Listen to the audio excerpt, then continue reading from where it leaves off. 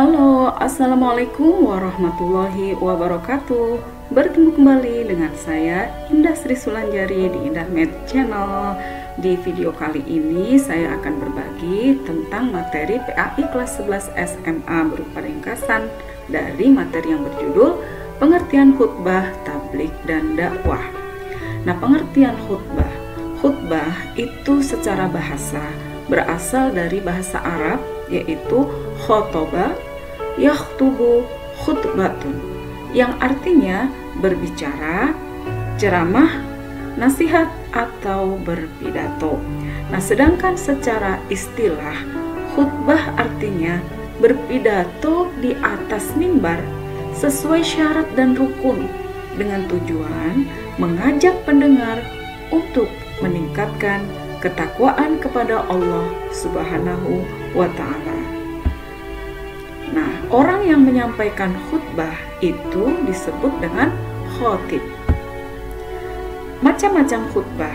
Yang pertama, ada yang namanya khutbah Jumat. Nah, khutbah Jumat ini dilakukan sebelum pelaksanaan sholat Jumat dan dilakukan dengan mengikuti ketentuan-ketentuan yang berlaku di khutbah Jumat. Yang kedua, khutbah Aidain. Khutbah Aidain artinya khutbah 2 hari raya Idul Fitri dan Idul Adha. Dilakukannya setelah pelaksanaan sholat, baik sholat Idul Fitri maupun sholat Idul Adha. Nah, yang ketiga, khutbah-khutbah lainnya seperti khutbah istisqa, yaitu ketika sholat minta hujan. Kemudian juga ada khutbah nikah. Nah, ini adalah macam-macam khutbah. Nah, berikutnya khutbah Jumat. Khutbah Jumat merupakan pidato atau ceramah yang wajib dilaksanakan oleh khotib sebelum sholat Jumat dimulai. Nah, syarat khotib. Yang pertama, laki-laki yang sudah balik, berakal, dan sehat. Yang kedua, berakhlak baik, tidak melakukan perbuatan maksiat, dan bukan orang munafik. Yang ketiga, menutup aurat dengan pakaian yang bersih dan rapi.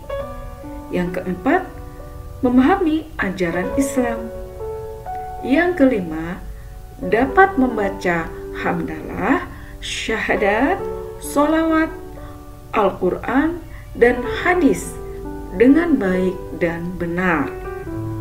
Keenam, sanggup berbicara di depan umum dengan jelas dan mudah difahami. Ketujuh, melakukannya dengan berdiri. Kedelapan, suci dari hadas dan najis. 9. Mengetahui tentang syarat, rukun, dan sunnah khutbah. Nah, syarat-syarat khutbah Jumat. Yang pertama, khutbah dimulai pada waktu zuhur, yaitu sesudah matahari tergelincir.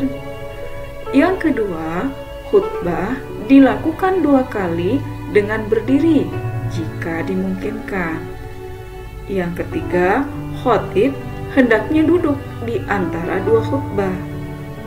Yang keempat, khutbah diucapkan dengan suara jelas dan keras. Yang kelima, khutbah dilakukan berturut-turut sesuai dengan rukunnya. Nah, berikutnya adalah rukun khutbah Jumat. Yang pertama, membaca hamdalah atau puji-pujian kepada Allah Subhanahu wa Ta'ala. Yang kedua, membaca sholawat Nabi. Yang ketiga, berwasiat atau memberi pesan takwa. Yang keempat, membaca ayat Al-Quran pada salah satu dari 2 khutbah. Nah, lebih utama dilakukan pada khutbah yang pertama. Yang kelima, berdoa untuk umat Islam. Nah, sunnah khutbah. Ya, sunnah khutbah Jumat yang pertama, khutbah itu dilakukan di atas mimbar. Kemudian khotibnya menghadap para jamaah, dan membaca khutbah itu dengan suara yang lantang dan mudah dipahami. Kemudian mengucapkan salam sebelum khutbah, dan waktu khutbah tidak terlalu panjang tapi juga tidak pendek ya, sedang-sedang saja. Kemudian duduk di antara dua khutbah seraya membaca surat Al-Ikhlas. Nah, pengertian tablik sekarang. Tablik berasal dari kata balagho yuballighu tabligan, yang artinya menyampaikan. Nah, menurut istilah, tablik itu adalah menyampaikan ajaran Islam kepada umat manusia untuk dijadikan pedoman agar bahagia dunia dan akhirat. Nah, pengertian dakwah. Dakwah berasal dari kata da'a yad'u da'watan, yang artinya memanggil, mengajak, menyeru. Nah, secara istilah, dakwah adalah mengajak, menyeru umat Islam untuk beriman kepada Allah Subhanahu wa taala dan bertakwa kepada Allah Subhanahu wa taala. Nah, sekarang persamaan dan perbedaan antara khutbah, tablik, dan dakwah.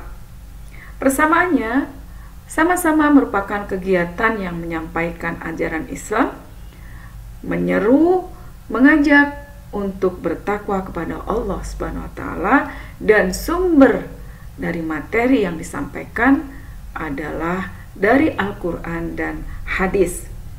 Nah, sementara perbedaannya, yang pertama, khutbah harus laki-laki, sedangkan tablik dan dakwah baik laki-laki maupun perempuan boleh melakukan tablik.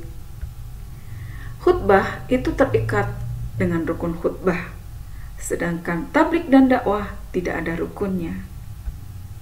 Nah, khutbah dilakukan di atas mimbar, sedangkan tablik dan dakwah tidak harus di atas mimbar. Khutbah dilaksanakan berkaitan dengan ibadah tertentu, sedangkan tablik dan dakwah tidak ada kaitannya dengan ibadah tertentu secara langsung. Nah, ketentuan pelaksanaan tablik dan dakwah hendaknya dimulai dari diri sendiri dulu sebelum menyampaikan atau mengajak kepada orang lain. Kemudian menyampaikan dengan bahasa yang mudah dipahami oleh audiens atau pendengar yang diseru. Kemudian menggunakan metode yang menarik, mengajak, dan merangkul.